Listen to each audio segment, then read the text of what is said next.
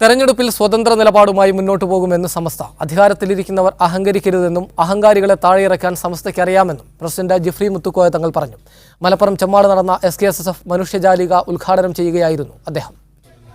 രാഷ്ട്രരക്ഷയ്ക്ക് സൗഹൃദത്തിന്റെ കരുതൽ എന്ന പ്രമേയത്തിൽ റിപ്പബ്ലിക് ദിനത്തോടനുബന്ധിച്ച് SKSSF മലപ്പുറം വെസ്റ്റ് ജില്ല ചെമ്മാട് സംഘടിപ്പിച്ച 13ാമത് മനുഷ്യജാലിക സമസ്ത പ്രസിഡന്റ് സയ്യിദ് മുഹമ്മദ് ജിഫ്രി മുത്തുക്കോയ തങ്ങൾ ഉദ്ഘാടനം ചെയ്തു. സമസ്ത വാലാട്ടികളല്ലെന്നും ആക്ഷേപങ്ങൾക്കെതിരെ രൂക്ഷമായ മറുപടിയാണ് സമസ്തക്കുള്ളതെന്നും ജിഫ്രി മുത്തുക്കോയ തങ്ങൾ പറഞ്ഞു. അധികാരികൾ എന്നും കേസരികളായിരിക്കുമെന്ന വ്യാമോഹം വേണ്ട, ഇരിക്കുന്നവരെ ഇറക്കാനും സമസ്തക്ക് കഴിയും. സമസ്ത കേരള